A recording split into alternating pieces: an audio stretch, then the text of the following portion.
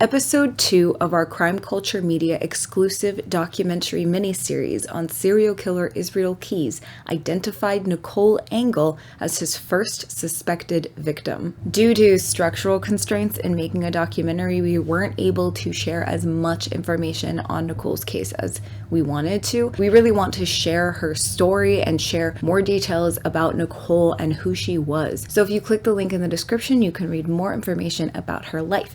And if you are a paid subscriber, you can listen to the full 63-minute interview that we conducted with her childhood friend.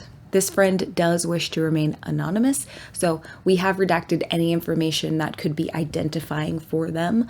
But other than that, a 63-minute exclusive interview with Nicole Engle's childhood friend is available for paid subscribers. Nicole went by the name Nikki, and she had a young son named Tristan, whose name she got tattooed on her ankle. She was just 19 years old when she disappeared, very, very young. She had her whole life ahead of her. Keyes' possible connection to Nicole's case was first brought up by researcher and co-creator of Last Known Contact at lastknowncontact.com, Nina Waldman.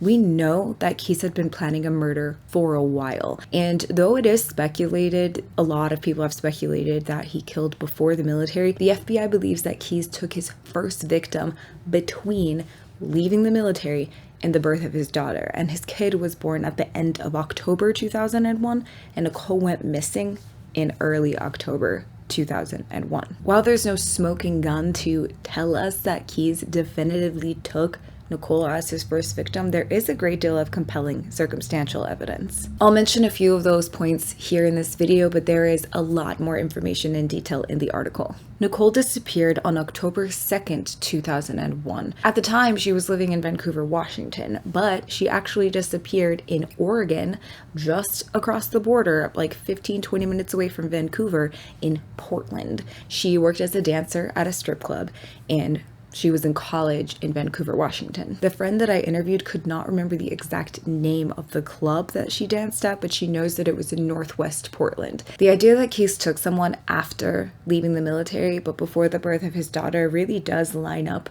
with what we know about his early life and his behavior and the time it took him to come to terms with himself and his own compulsions and fantasies. The FBI also believes that though Keyes lived in Washington, that his first victim may have been taken from Oregon, and Nicole checks those boxes. So the FBI has a tight window where Keyes took his first victim. He also was known to frequent strip clubs, and Nicole was last seen outside of the club that she worked at in Portland. The time matches up, the circumstances matches up, and this was only a few hours away from Neah Bay. It would have been like a 5-hour drive to Portland.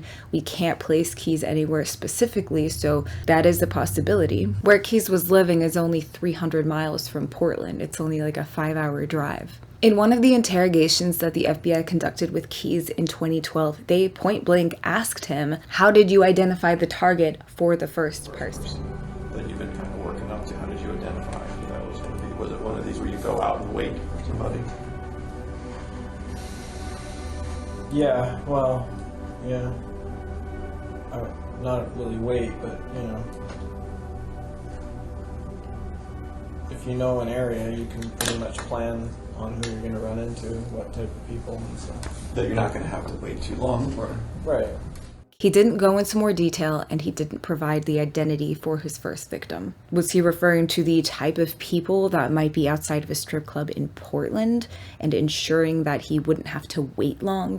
Maybe that was a reference to knowing when dancers were going to leave the club and be in the parking lot and get in their cars and go home. He also told the FBI that one of his victims had pale skin, an old car, and a wealthy grandmother. Nicole had pale skin. Her friends said that, especially towards the end of her life, when she was sleeping during the day and working overnights as a dancer, that she was pretty pale. And Nicole also drove an old car. The issue of the wealthy grandmother really suggests that Keyes had a ransom that he was planning, and he likely talked to a victim or told the victim that they were being held for ransom, and the victim was like, well, I have a wealthy grandmother, and that's what Keyes remembers, but we don't know if he went through with it or not. But we do know he went through with the ransom for Samantha Koenig, and he was planning on doing a ransom for Bill and Lorraine Courier, but didn't go through with it. Instead, he may have just killed his victim, which is what he intended to do all along. This kind of on-the-fly decision-making really breaks that myth of Keyes being incredibly meticulous. He was really quite impulsive and capricious, even, as all psychopaths tend to be. He didn't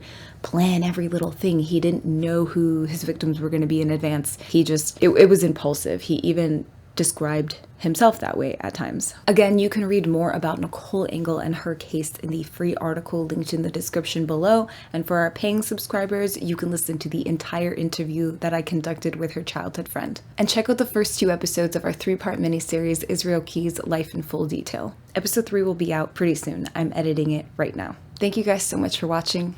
Be safe out there.